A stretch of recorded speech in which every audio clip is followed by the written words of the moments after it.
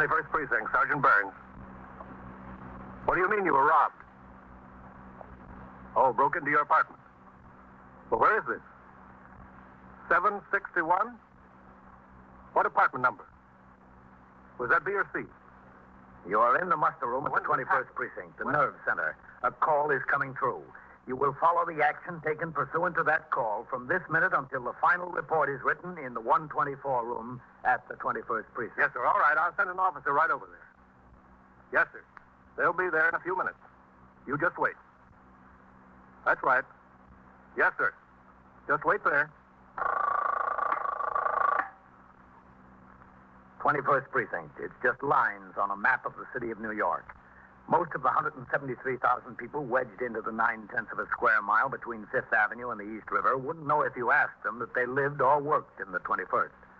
Whether they know it or not, the security of their persons, their homes, and their property is my job. My job and the job of the 160 patrolmen, 11 sergeants, and 4 lieutenants of whom I'm the boss. My name is Kennelly, Frank Kennelly. I'm captain in command of the 21st. It was 9:30 p.m. I returned to the precinct house from patrol and walked into the muster room where Lieutenant Snyder was on duty as desk officer and Sergeant Burns was on the boxes. Hello, Captain. Sergeant, what's doing? Nothing much. Lieutenant King's been wanting to talk to you. Is he upstairs? Yes, sir. I think so. All right, ring up there and tell him I'm back while I sign the blotter. Yes, sir. Hello, Lieutenant. 21st Squad, Detective Novak. This is Sergeant Burns on PS. Would you tell Lieutenant King that Captain Kennelly is back in the house? Yeah, sure. Lieutenant, Captain Kennelly's downstairs. Yes, sir, all right. Would you ask the captain to wait there? Lieutenant King is coming downstairs. Yeah, okay. Did you get Lieutenant King? Yes, sir. He's on his way downstairs. TT order came through just after you left, Captain. Winter overcoats on the 4 to 12 tour, November 8th. Oh. Have McCarthy posted on the bulletin board. I already told him, Captain. Oh, excuse me. Go ahead. 21st Precinct, Sergeant Burns. Lady, I told you before, there's nothing we can do about that. We chase robbers. We're not plumbers. Yes, I know, Lady. Captain. Matt, what's doing? Lady, ma'am, I talked to you in your office, Captain. Sure. I'll be in my office, Sergeant. Yes, sir. I can't send a policeman over there for that, lady. What have you got, Matt? Go ahead. Sit down. Yes, sir. Now, what is it? Looks like we've got a cop in a jam. From here? Yes, sir. Who? I don't know yet. Well, what's it all about? Well, the commander of the 6th Squad called up here about an hour ago. 2 uniformed men jumped a burglar coming out of an apartment building. Had to chase him into the courtyard, but they finally collared him. Yeah? They brought him into the station house. He admitted he was in an apartment there. He dropped a pillowcase during the chase. Had a portable radio, an electric razor, a few other things in it. Came out of the apartment. They took him up to the squad down there and started to talk to him about other deals. The boy admits to about 25 burglaries. Well, what's that got to do with us? Well, the boy, his name is Ristons, Leroy Ristons, told him he burglarized an apartment in this precinct 3 or 4 weeks ago. Uh-huh. Had a couple of suits, some jewelry, good stuff, a gun, and about $600 in cash. Said he came down the service entrance and walked out onto the street. Said as soon as he hit the sidewalk, a cop was there and shoved him against the building. Said he thought he was through. The cop went through the stuff, and he admitted he burglarized this apartment. Said the cop went through his pockets, found the cash. Yeah? Said the cop put the money in his own pocket, gave him back all the merchandise, hit him on the can with his nightstick, and told him to get out of the precinct. Said he ran to the subway station, got on a train, hasn't been back on the east side since. What does it sound like to you? Oh, got a cigarette, Matt? Yeah, sure, Captain. Thanks. Thanks. You're welcome. Well, I went through our squeals. October 5th, Mr. Philip Nayland, 761 East 68th Street. A lawyer with offices at 156 Wall. He reported his apartment had been broken into. 3 suits of his, a diamond ring, a wristwatch, a diamond pin belonging to his wife, 32 caliber S&W revolver for which he had a permit, and $575 in cash were taken. Well, that sounds like the same deal this boy was talking about. Yes, sir, it does. It checks his story. At least that he burglarized the house. He reported this on the 5th? Yes, sir. Well, when did the burglary occur? Night of the 4th? Could have been either the 2nd, 3rd, or 4th, Captain. This was a weekend. Mr. and Mrs. Nayland left the city Friday afternoon to spend the weekend in the country. They discovered the burglary when they got back Monday morning. What time of night did all this occur? Did you find that out? No, sir, not yet. Lieutenant McInerney told me they were still questioning the boy down there at the 6th. Wanted to let me know what they were developing. Yeah.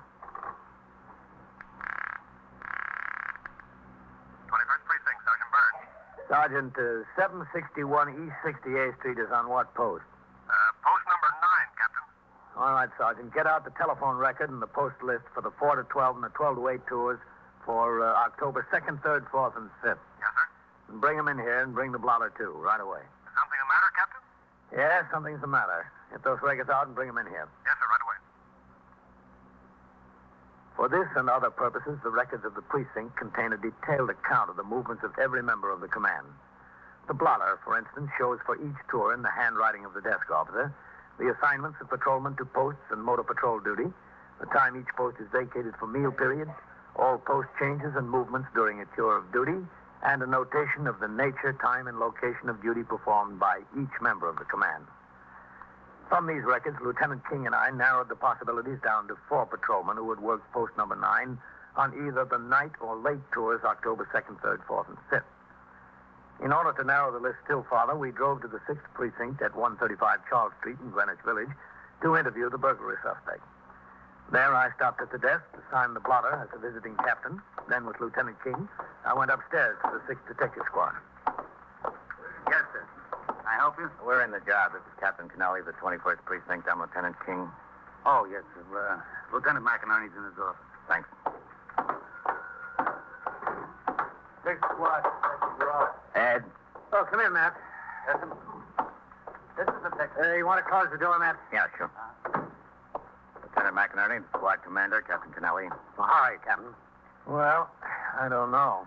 Yes, sir. I get how you feel. You want to sit down? Yeah, thanks. What about this boy, Ed? Well, he's a good boy, all right. He's done one bit and Sing Sing for burglary. Think he's been in the 25 or 30 flats all over town. Maybe more. He can't remember more. What about the story he tells? Well, unfortunately, it sounds pretty straight, Captain. Checks with a squeal we've got. Cop had his hands on a good burglar. 9 chances out of 10, he was gotten a commendation and a promotion to detective. Pay raise for 1 year alone would have amounted to as much as he took off that boy. Cop is an idiot. A little more than an idiot. An idiot with everything else, Captain. Have you got him spotted? Well, we've got it narrowed down to 4. The complainants were away Friday, Saturday, and Sunday nights. Could have happened on any of those nights, on either the 4 to 12 or the 12 to 8 tours. You didn't fix the time any closer, Jed? No. I thought I'd wait until you got down here at your squeal. Thought you'd want to talk to him about it. Yeah, where is the boy? In the detention room. I'll have him brought in. Rod. Yes. Bring that Leroy in here. Yes, sir. You've got it down to 4, huh? Yeah, that's right. We've got one man who was working the 4 to 12 on Saturday and Sunday nights. He was swinging Friday night. Another man was working the 12 to 8, was swinging Saturday night. Those 2 men and the 2 who relieved them. Well, if you could fix it either on the 4 to 12 or the 12 to 8, that would knock 2 of them out of the box, Matt. Yeah, if we could get the right night from the boy, it'd be down to the man. This Leroy was pretty vague about dates and times. He's been in so many flats, he doesn't know one from the other. Yeah, who is it? Rourke, Lieutenant. Well, come in. Go ahead, Leroy. Where? Over here. Listen, I was sleeping back there. He woke me up. From now on, Leroy, your time's not your own. Sit down there. Yes. Okay, Laura, thanks. Yes. Leroy, this is Captain Kennelly and Lieutenant King. They're from uptown, the 21st. They want to know something about that officer taking the money off him. Oh, yeah. You told Lieutenant McInerney it was $500 or $600. That's right, yeah, 500 or 600. You burglarized an apartment there. You took some suits, guns, and jewelry, and the cash. When'd you have time to stop and count the money? Well, you know how human nature is. I found the cash in the drawer there. The first thing I was tempted to do was look at it. I saw a couple of hundreds, a couple of 50s, the 10s, the 20s. I figured 500 to 600. I shoved it in my pocket. What'd you do with the gun you got out of there? Oh, I don't care for guns. I figure you have a gun on your hip, you're going to shoot it. I never did go in for that kind of heavy stuff. I gave it to a very good friend of mine. What's his name? His name is Jack Truro. But he don't have it. He sold it, he told me. A lot of nerve. I give him the gun and he sold it. To a stranger. Where is this Jack Turrell? Can we locate him? Oh, it's the easiest thing in the world, but he don't have the gun. Oh, where is he, Leroy? He's in the tombs. He got picked up last week on a deal. Where'd he get picked up? In Times Square. I told him a dozen times if he's going to go in a public place like Times Square, he shouldn't wear a sports jacket that's 3 sizes too large for him. You know, a real fine sports jacket. Cashmere, what do you call it? Well, anyway, he got it out of some flat and he fell in love with the cloth. The cloth was fine, but in a million years it couldn't have been his jacket. Some detective stopped him on Broadway and said, "Hey, Bud, where'd you get the coat?" That was that. Well, that's what comes of being too much a clothes horse, you know? Yeah, to get back to the night you got the gun and the money up on the 21st. Oh, I don't know. It's the 21st. I couldn't swear. It was. You remember what night it was? What night? What do you mean? Well, it had to be either Friday, Saturday, or Sunday. No, I couldn't remember what night it was. I've been working almost every night. You know, my memory doesn't serve me on that. It was during the World Series, wasn't it? Oh, yeah. You know, you're right. When you come to think of it, it was during the World Series. I remember I was in the flat. I was going around looking through drawers and in the closets, and I found some rain checks for the game the day before. Box seats. I figured, boy, what a lucky guy I'm in. Box seats. I wished it was me. Who were you for? In the series? Yeah, in the series. The Brooks. I had a $20 bet with Jack. Jack has died in the wolf for the Yanks. Oh, yeah. I was feeling good because the Brooks win it after dropping the first two. It was the same day, I remember. Erskine fan 14, a new series record, you remember. And it was Friday night you were in that flat on E68. I don't know if it was Friday night. I don't know if it was E68. All I know, it was the day Erskine fan 14. That was Friday, October 2nd. If you say so, okay. What time of night was it, Leroy? Time of the night? Yep. Well, that also would be kind of hard to say. Well, let's start at midnight, huh? Would you say it was before or after midnight? Well, does it make a difference?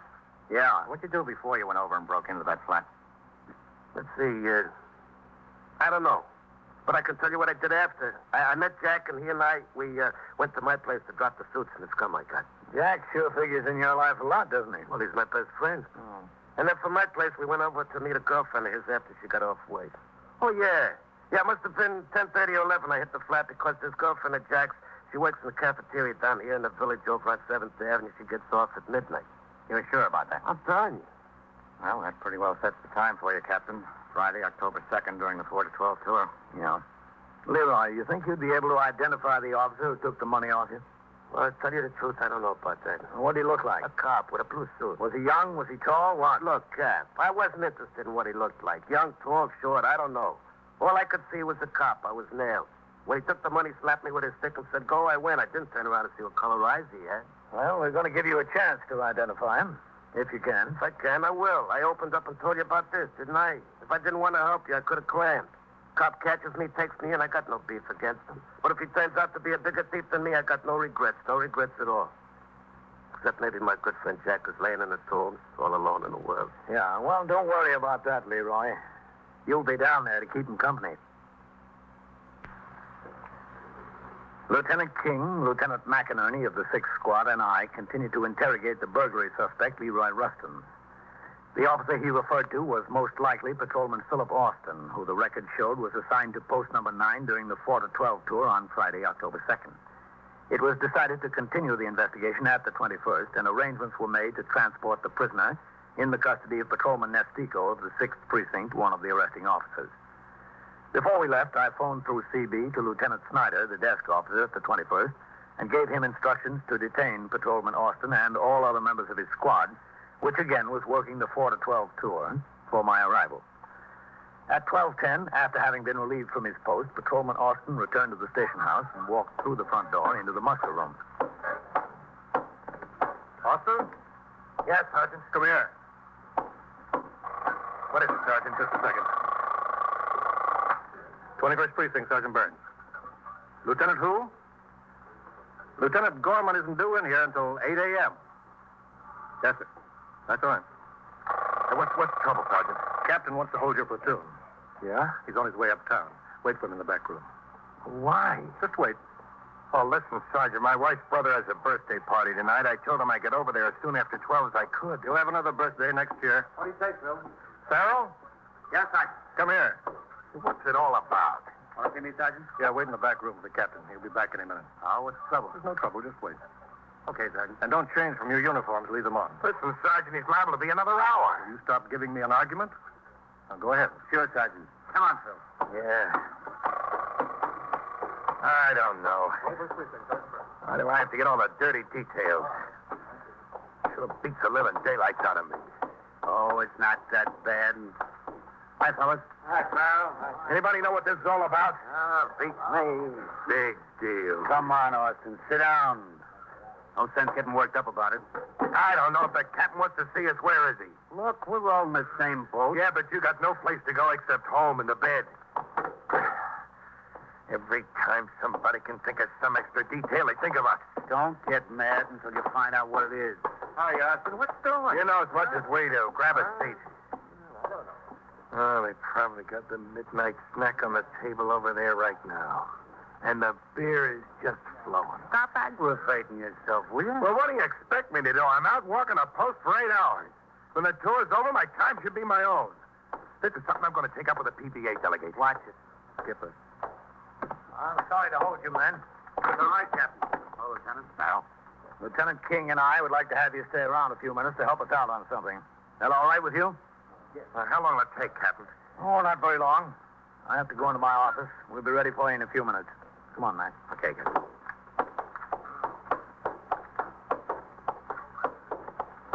So that's Austin. Yeah. Haven't you met him before? I've seen him around, yes, sir. Oh, Sergeant, Yes, sir, Captain.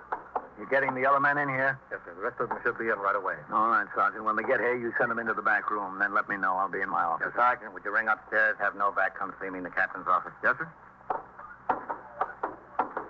What kind of a record has Austin got in the department, Captain? Oh, just fair. Good educational background. 2 years in medical school. He was in the fire department first. Switched jobs.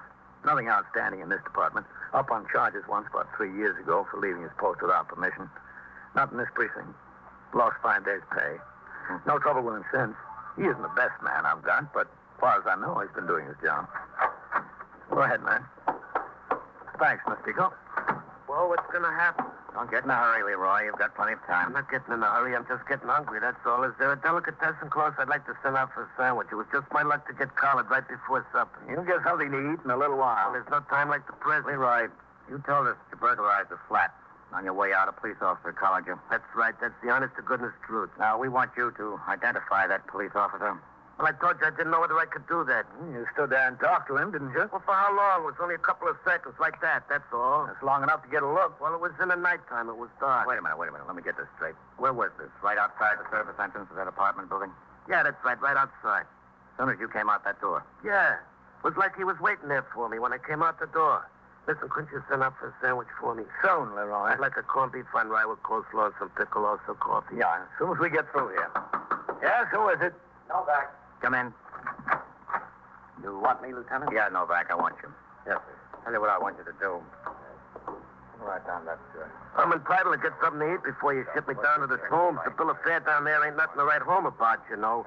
I saw this girl who goes with my good friend Jack the other day. She was down there to see him. He says the bill of fare hasn't improved any since the last year or so either. Yes, sir. And Jack ain't hard to please when it comes to food. You give him any old slop and he's happy. All right, get going, Novak. Yes, sir. All right, I guess we're about set, Captain. Set for what? To give you a look, see if you can identify that police officer. Well, I told you I didn't know whether I could do that. I couldn't tell him from Adam. Well, we think we can, Leroy. We think we know who he is. We want you to give a look and see if you agree with us. There are 20,000 members of the police department of the city of New York. With their families, the force comprises a community larger than all but 94 of the most populous cities in the country. As in any group so large and from such varied backgrounds, occasional deviation of character is expected, and the methods of dealing with it are provided for in the laws of the state, the rules and regulations of the department, and the manual of procedure. These provisions afford the same protection to an accused police officer as to any other suspect. In all criminal cases, identification is usually the most important criterion. In this one, we proceeded to determine whether the burglary suspect, Leroy Rustins, could identify the police officer he accused. In addition to the principal suspect, Patrolman Austin, a dozen other officers were waiting in the back room. When we were ready, they were formed into a line, marched into the muster room.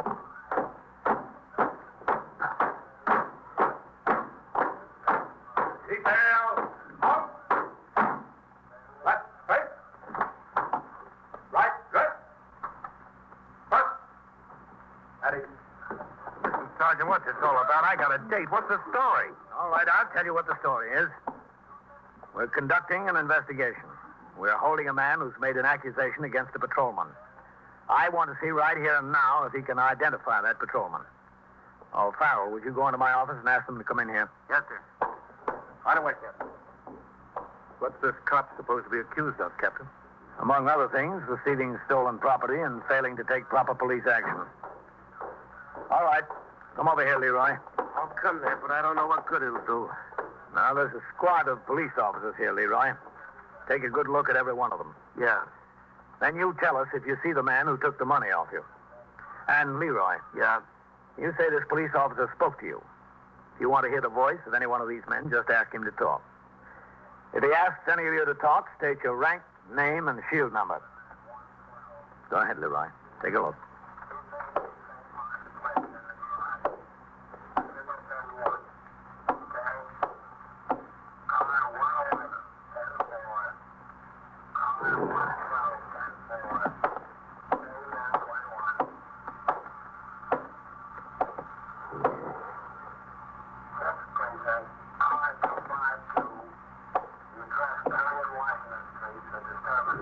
Well, you see the man, Leroy? I don't know. Take another look. I'd like to hear this fella say something. Go ahead. Name, rank, and shield number. Patrolman John Farrell, 24381. No. And let this one talk. Go ahead. Patrolman Philip Austin, 31650. Would you come again? Patrolman Philip Austin, 31650. No. I can't make him. I don't see him. You want to take another try down the I line? can't make him. It was too dark there. I told you that. All right. Austin, Farrell, wait in the back room for a while. Sergeant, dismiss the squad. Come on, Leroy. I'm coming. All right, let's go back in my office. I'll go any place. Captain, how long do you think we'll be? Not very long, Austin, I hope. Yes, sir. Let's go. Don't look at me like that. What did you want me to do? Say it was somebody if I wasn't positively sure? What do you take me for? Did you think it was any of the men there? Didn't I tell you it was dark? Go ahead, inside. Lieutenant. Yes, Novak. Sit down over there, Leroy. What I want to know is when I'm going to get something to eat. I went over there, Lieutenant. We'll get you something to eat, Leroy. That's good. I could starve to death around here. Well, we wouldn't let you starve, Leroy. Good job. Leroy, there's something I'd like to get straight. Sure. You said you couldn't see the cop over there because it was pitch dark. Is that right? Yeah, that's right. At the service entrance? Yeah, the side door, the service entrance. Novak. Yes, Lieutenant. You just came back from that apartment over there, right? Yes, sir. Did you look at the service entrance where the cop was supposed to have collared Leroy? Yes, sir. Was it dark? Now, there's a light over the door. The super told me it's never out at night. In addition, that door is right under a street light. Would you say it's light enough over there to see a man's face? Lieutenant, it's light enough to read a newspaper. What have you got to say about that, Leroy? Listen, maybe the electric was off The there. electric wasn't off, Leroy. You're just a plain liar. You've been wasting our time all night. No, I've been giving it to you You've been straight. going around corners. Now, we're not going to waste any more time. What about it? Did you see that cop or didn't you? You don't want to waste any more time, huh? No. All right, I won't waste any more time. I didn't see any cop because there wasn't any cop. Then why the story? Well, it's very involved. No, this has been very involved all night. Yeah, Cap, you got a point. Well, I told the story for two reasons. One is I told it before to my good friend Jack. You see, he was in that flat with me. I didn't tell him about the money when I found it. Well, after we got out, we broke up and met later, just like I told you, at the cafeteria where his girl works. Well, I figured this flat we made might belong to some celebrity, and the papers would have the story and tell exactly how much cash was took. So I made up the little tale about the cop to Jack. He bought it because, being a thief, he believes that's the logical thing for a cop to do. That's what he would think. Yeah. So when I got collared tonight, I knew I was going to see Jack in the tombs again, so I stuck with the story because he's big. Boy, how big he is. In addition to which, if I played it along and told the same story, maybe I'd get a break, you know? The newspapers and the DA and everybody go for that stuff. I thought I'd get a break out of it. But I was honest. I didn't identify any cop. I didn't get anybody no jam, not me. No, you didn't identify anybody because you might have picked somebody who wasn't anywhere near that spot. Well, that's the point. I grant you that. I'll be right back, man. But you still got to give me credit, huh?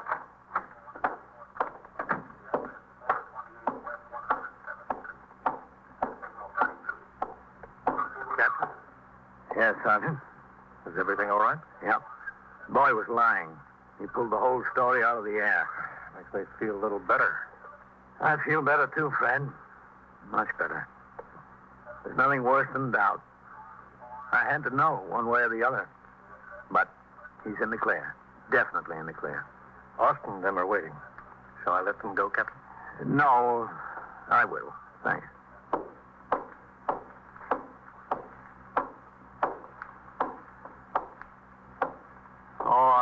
You men. Yes, sir, Captain. You can get changed now and go home. Yes, sir. Just a second, Austin. Yes, sir. Never mind. Good night.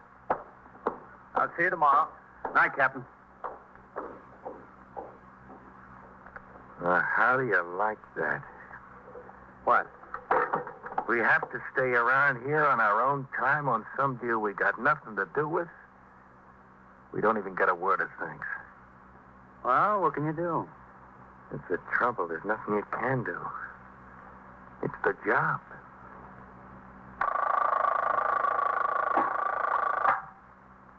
"21st Precinct, Sergeant Burns." "Where? That's East what? East 77th? Talk into the phone. Do both of them have guns? Now, where is this? In the liquor store? Well, are you there now? All right. And so it goes. All right, I'll Around come to the the office clock, right away. through the week, every day, every year. A police precinct in the city of New York is a flesh and blood merry-go-round. Anyone can catch the brass ring, or the brass ring can catch anyone. 21st Precinct, a factual account of the way the police work in the world's largest city, is presented with the official cooperation of the Patrolmen's Benevolent Association, an organization of more than 20,000 members of the Police Department, City of New York. Everett Sloan in the role of Captain Kennelly, Ken Minch as Lieutenant King. Featured in tonight's cast were Larry Haines, Wendell Holmes, Chuck Webster, Frank Reddick, Bill Quinn, and Phil Sterling. Written and directed by Stanley Niss. Produced for CBS Radio by John Ives. Art Hanna speaking. 21st Precinct, Sergeant Burns. A stick-up? Well, where? East what? Do both of them have guns? Where is this, in the liquor store? All right, I'll send the officers right over. You're in the muster room at the 21st Precinct, the nerve center. A call is coming through. You will follow the action taken pursuant to that call from this minute until the final report is written in the 124 room at the 21st Precinct. Hello, CB. Sergeant Burns at the 21st. At the liquor store, 192 East 77th. There's a robbery in progress. That's right, a robbery in progress. 2 armed men. Okay. Yeah. 21st. 160 patrolmen, 11 sergeants, and 4 lieutenants, of whom I'm the boss. My name is Kennelly, Frank Kennelly. I'm captain in command of the 21st. It happened at 10:55 p.m. Sector car number 4 of the 21st was on patrol on Lexington Avenue in the 70s, with patrolman Daniel Mercado as operator and patrolman Horace Nelson as recorder. It had been a quiet tour. And what did he say? Oh, he didn't say much, Dan. Said if I wasn't satisfied with his views, they'd give me something else. Well, I told him I was satisfied, all right. It's just they were ripping in the heel. It's almost 55, Nellie. We better ring in. Yeah. So what happened? They gave me a new pair. I got them on. That was nice of them. Yeah, I thought so.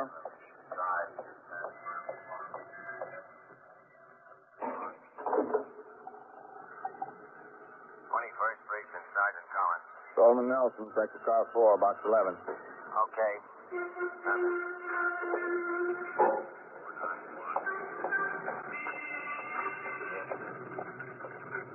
What do you have for us? Nothing. R681K. Star 681 at Lexington and 73rd. Okay? At 192 East 77th Street, the liquor store, signal 30, hold up in progress. 10-4. Hold the siren, Dan. Maybe we can jump them. Yeah. Stick a hand out, Nellie. Okay. You want to take the corner? Go ahead. Street's pretty clear. Hit it. Move over, taxi. Down to the corner. Hold tight, Nellie.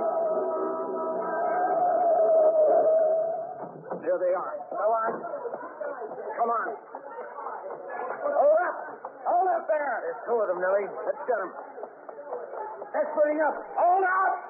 He's going in the building. You get him. I'll keep after the other one. Okay. Hold up there. I'll see you, Nellie.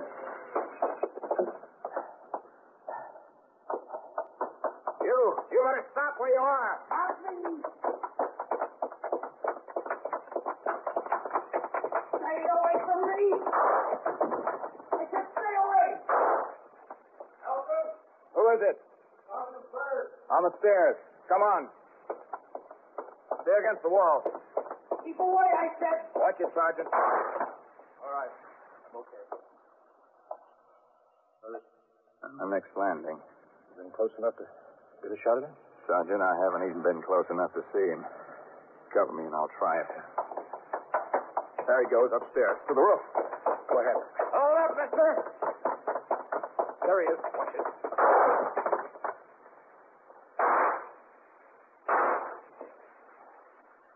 He's just standing there, ready to go out on the roof. Come on down here. What's in it for me? Come on down. We'll talk about it. Mercado chased his buddy down the street. I know. I sent Corley after him. How about it, mister? There he goes. Watch yourself. Hold up, you. Okay, Nellie? I'm okay. He went out on the roof. Good. Wait for me, huh? Wait. Stay away.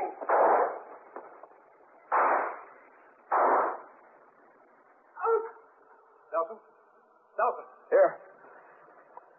Where is he? There. On the vent. I hit him, I think. You!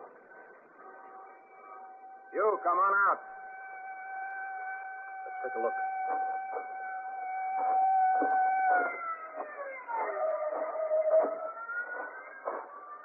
Watch it. He's laid out. Are you through, boy? I'm through, yeah. Throw that gun out here. It's empty. That's why I'm through. Throw it anyway. Are you hit? Yeah. I'm hit. I'm hit in the shoulder, right in the shoulder. You're lucky. Yeah, I'm lucky. I'm the luckiest guy in the world.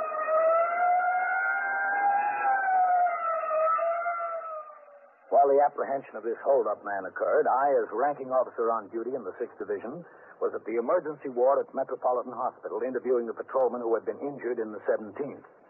Lieutenant Snyder, the desk officer at the 21st, reached me on the telephone at the hospital to inform me of the occurrence and the shooting.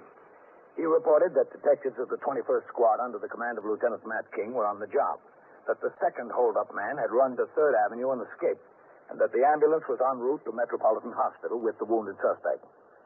I walked outside the emergency room door to await the ambulance. As I heard it approach, a car pulled up to the door. It was Lieutenant King.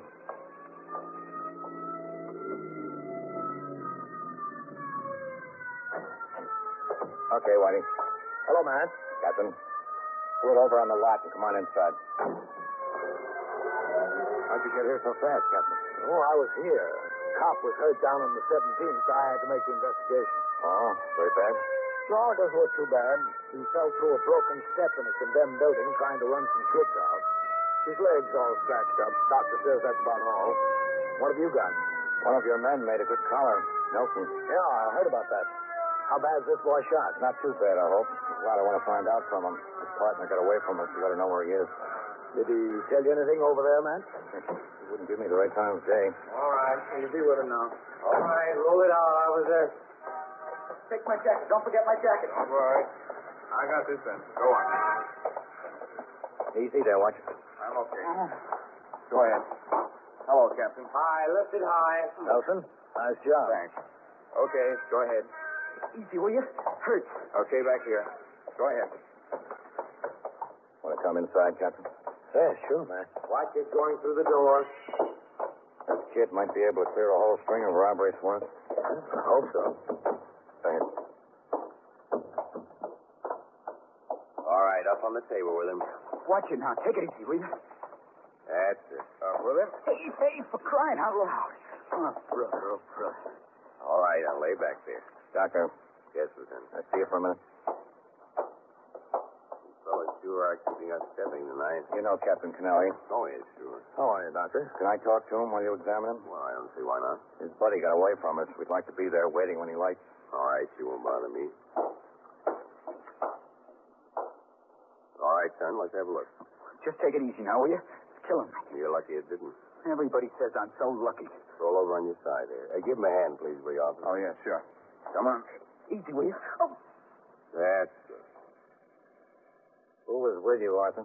who was with me where? Hey, what are you going to do with the scissors? You're not going to cut the shirt. How are we going to get it off? Well, you don't have to cut it. No good. It's got a hole in it full of blood. $6. $6 down the drain. Who got my jacket? Where's my jacket? I've got it. Is there a bullet hole in that, too? Yep. Lousy shame. That's all I can say. We want you to say a lot more than that, Arthur. Look, I'm busy now. Take it easy, Doc. What are you doing? Lie still. Who is he, Arthur? No, you're wasting your time. I got lots of it. Maybe you have, but I haven't. Now, listen to me, boy. You're in a big jam. You tried to heist a liquor store, and you took a couple of shots at a policeman. You got stung yourself for your trouble. You're through being a wise guy. You're through for a long time being a wise guy. This is going to sting. Hold still. Ow! Take it easy. What, are you trying to kill me? I'm trying to cure you. Why, I don't know. Who is he, Arthur? Hey, Doc, cut it out. If you don't help us, it might take a little longer, but we'll get him anyway. What good is it doing you, him walking around and you here? Let me alone. I don't know anything. Listen, boy, we've got the cards out of your pocket. We know your name, where you live. We'll find out who your friends are. We'll go around and talk to every one of them. We'll find the guy. Don't worry about that. All we're asking you to do is save us a little time. What are you to me? I should save you time. I don't care anything about saving you time. You put a bullet through me and you want me to save you time. All right, hold still. Ow! Cut it out. All right, we're through for a while, Captain Lieutenant. What's it look like, Doctor? Well, it's in there pretty deep. I don't think he's in too bad shape. It'll be a while before there's any help to you, Matt. I better send upstairs some pictures and get the resident surgeon in here. He's going to have to do some deep cutting. Hey, Doc, come here. Why are you leaving me alone? Lay back there. Sure wants service, doesn't he? Excuse me. Sure. All right, what's the trouble? Kill him. Well, he's not going to be much help. Looks like we're going to have a busy time with him, Captain. Yeah, but you'd be a lot busier, Matt, if he were running around loose. You are listening to 21st Precinct, a factual account of the way police work in the world's largest city. Now back to 21st Precinct and Captain Frank Kennelly. Lieutenant King and detectives under his command continued to question the suspect until he was taken upstairs to the operating room. I returned to the 17th Precinct to enter the report of my investigation concerning the injured police officer and the blotter. It wasn't until after 1 a.m. that I got back to the 21st. There I saw Lieutenant King. He told me that Arthur Rollins had not given him any further information before he underwent surgery for the removal of the bullet, and that he was still under anesthesia being guarded by a patrolman detailed from the 21st. By then, the case had taken a new turn. Another holdup had occurred in the 28th Precinct on the Upper West Side of Manhattan. One man. He had entered a bar and grill and stuck up the bartender and 2 customers. One of the customers put up a fight. He was shot and killed. The killer was described as about the same age, weight, and height, and as wearing the same kind of clothing as the man who escaped in the 21st. It appeared to be the same man. By 8 a.m., when I signed the blotter and left the precinct to go off duty for 24 hours, detectives had still not been able to talk to Arthur Rollins. It was later in the morning before his condition permitted an interview. I wouldn't press him too hard yet, Lieutenant. He's not completely out of it. All right, Doctor. You want to stand by while I talk to him? No, that's all right. No. Good luck. Thanks. Yes, sir? I'm Lieutenant King. Yes, sir, I know. Patrolman McCarter, Lieutenant. How's he doing? How do you think I'm doing? He's doing all right. Doctor says it's all right for me to talk to him. Yes, sir. Make an entry in your memorandum book that I talked to him, and I'll sign it. Okay, Lieutenant. Well, how you doing, Arthur? How do you think? You're in a lot of trouble, you know that. Yeah, I know it. Who was that with you? Who was it? Look, you're wasting your time. I've got plenty of it to waste, Arthur. Your partner, whoever he was, decided that one close call wasn't enough for him last night. Went up to the 25th, held up a bar, and killed a customer. The man is wanted for murder. Now, who was he? I don't know. Some guy I just met. Now, listen to me, Arthur. We want a little help from you. There's a lot more involved now than just another stick-up. There's a homicide involved. You know who the guy is. There'll be a lot of people here to talk to you today. There'll be homicide detectives and detectives from the 25th and somebody from the DA's office. I want to stop playing around. We want to know everything you know, and we want to know it fast. Now, how about it? I asked you, how about it? Nothing about it. I can't tell you what I don't know, and I don't know a thing. Not a thing. That's the way it went during the whole day. Detectives from the various commands involved talked to Arthur for as long as the medical authorities would permit. They got no help. In the meantime, other detectives attempted to trace him out through his present address, his friends, and the people he did business with. All of these knew little more about him than he had already revealed. By the following morning, the investigation had moved forward hardly an inch. At 7:30 a.m., I walked into the muster room where Lieutenant Snyder was desk officer and Sergeant Burns was on telephone switchboard duty. Morning, Captain. Sergeant, I have a few messages for you. All right, I'll get them as soon as I sign the blotter. Yes, sir. 21st Precinct, Sergeant Burns. Patrolman Mercado, box 26. Well, listen, Connor is taking a prisoner to court. You put out his school stanchions before you're relieved, okay? Yes, sir. All right. You got those messages, Sergeant? Yes, sir. Oh, thanks.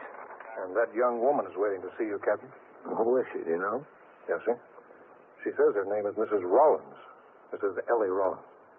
She any relation to that Arthur Rollins over in Metropolitan? Oh, I didn't ask her, Captain. Is he still there? Yes, sir. Why haven't they moved him to Bellevue? We can't spare a man off of every platoon to guard him. Lieutenant Snyder spoke to the doctor during the night, Captain. He can't be moved yet. All right. Let me know when they're ready to turn out. Yes, sir.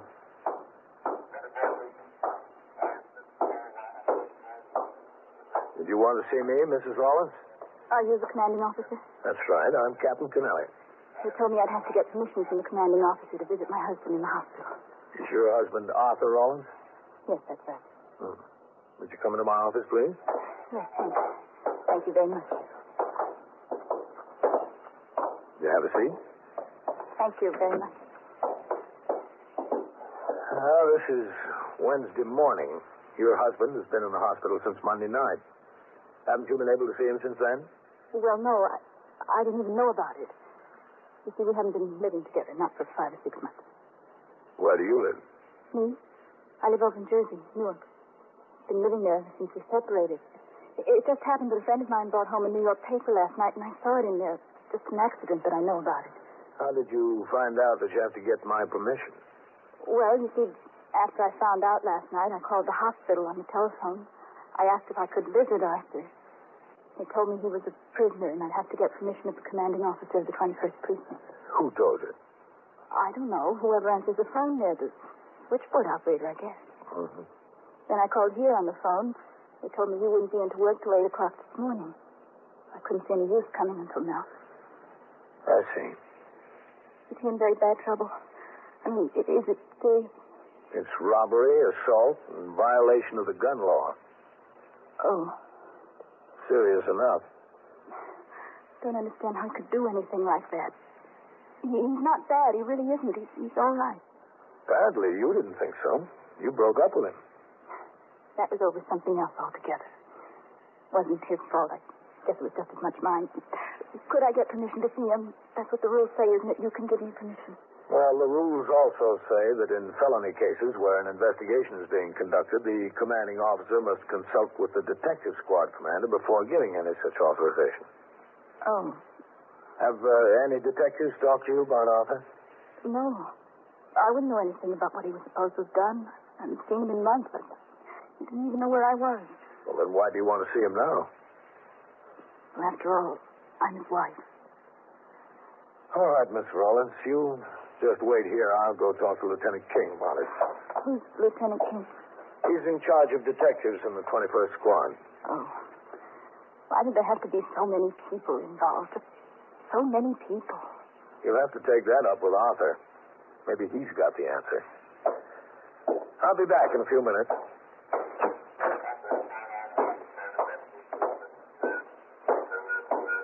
I walked across the muster room to the desk where I instructed both Lieutenant Snyder and Sergeant Burns to keep an eye on the young woman in my office and to detain her if she attempted to leave. Sergeant Burns told me that Lieutenant King was on the job upstairs, so I walked through the back room where the men of the day tour were going over the alarms preparatory to the turnout. I went up the worn stairs to the second floor and into the 21st Squad office. Matt? Hello, Captain. All right, Whitey, go check it out. You too, Fox. Okay, Lieutenant. Yes, sir, Captain. How are you doing with that Arthur Rollins, Matt? Well, he's still in Metropolitan. I'll probably be able to move him to Bellevue today, is what the doctor said. Has he been any help to you? Help to nothing. I've been over there myself 3 times to talk to him. Men from the 25th, the homicide squad, and the DA's office were there almost all day yesterday. He won't say who the second man was. He won't say anything.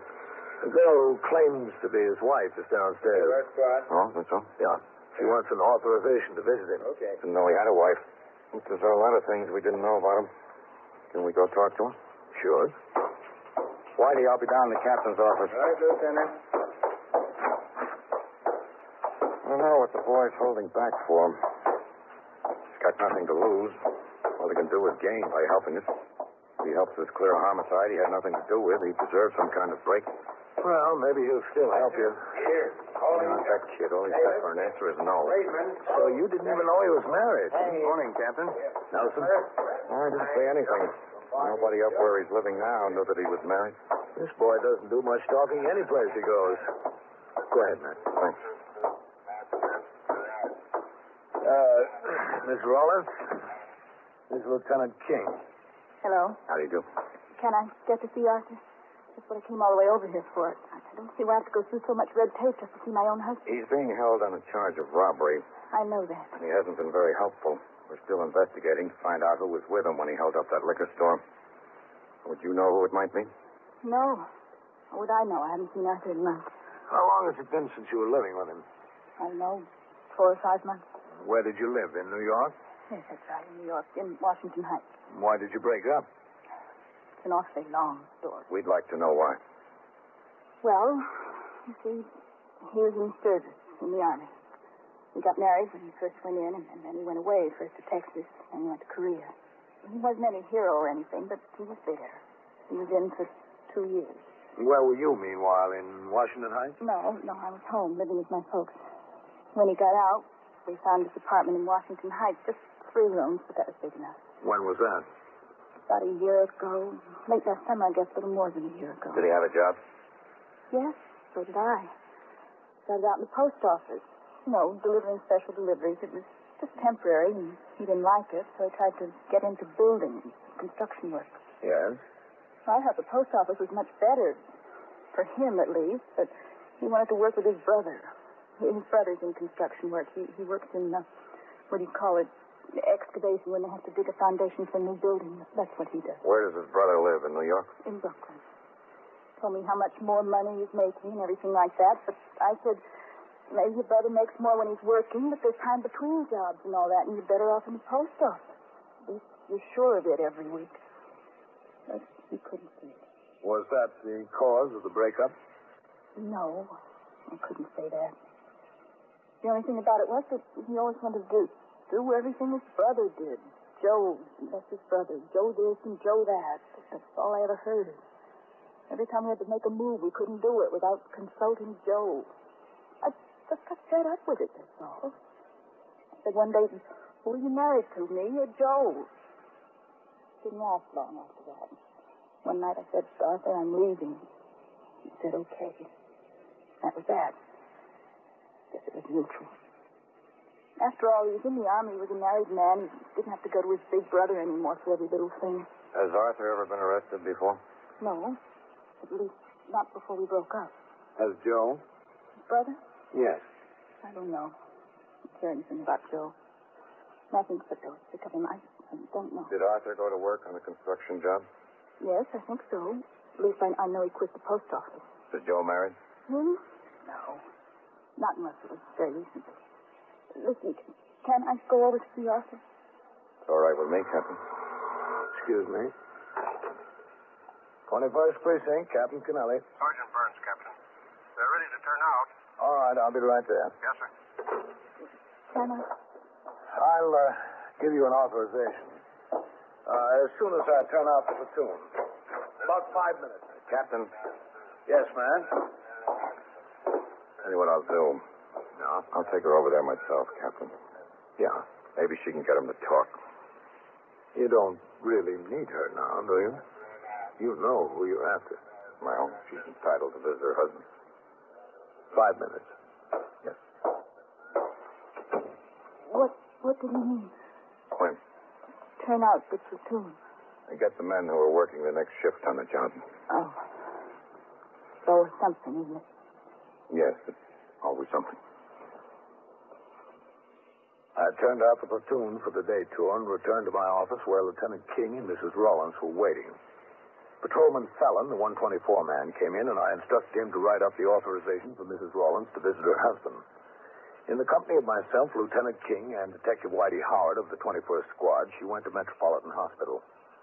As there's no prison ward at Metropolitan, a patrolman from the 21st had been assigned to guard Arthur Rawlins.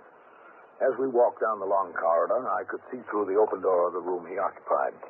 Patrolman Nelson was inside, sitting in a chair beside the bed. Down at the end. There's his doctor. No, Is he good? The doctor, I mean? Very good. Doctor? hello, Captain, Lieutenant, Doctor. Well, how's the patient? In pretty good condition. This is Mrs. Rawlins. Oh, yes. How do you do? Hello.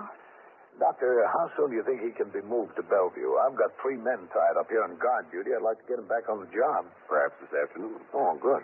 Doctor, there won't be anything permanent. Damage to him, I mean. Well, Excuse me, I want to talk to the officer on guard duty. oh, go right in, Captain. Thank you. Oh, it'd be too bad if there was. He's always been so helpful. Hello, Nelson. Captain? He's not giving you any trouble, is he? No, sir. How are you feeling, Arthur? Great. Just great. Don't complain, boy. You were shooting at the officer. He didn't have time to stand around and talk about it. Captain, while you're here, can I be excused on a personal? Yes, sure, Nelson. Go ahead. Yes, sir. Thank you very much. Arthur, I understand you haven't been much help to the officers who've been around to talk to you. Why should I be any help? What have you guys done for me? And brought you a visitor, Arthur. Yeah? Who? Should be right in. Who's she? Arthur? Ellie. All right, just lie still. Hello, Arthur. Oh, what'd you have to come for? Why'd you have to see me like this? I didn't want you to come. I didn't want anybody. I saw it in the paper, Arthur. I had to come. Oh, go on. Get out. I don't want you here. Arthur? I don't. You don't always get what you want, do you? You found that out. Oh. You're back, huh? Well, you're wasting your time. I told you yesterday I'm not saying anything to you. I'm not saying a word.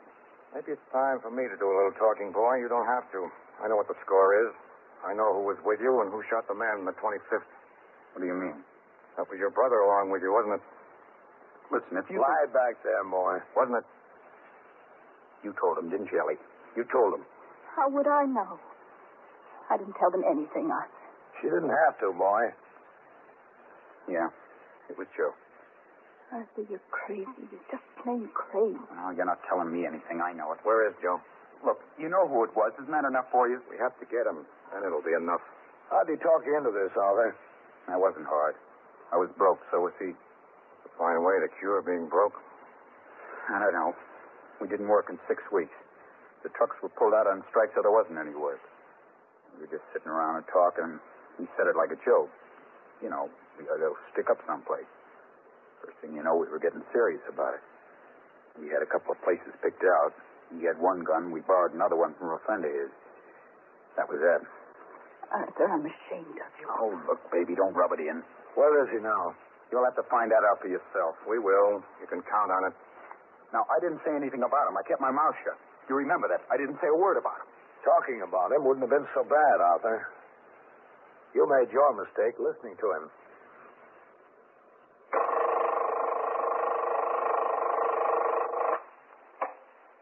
"21st Precinct, Sergeant Burns.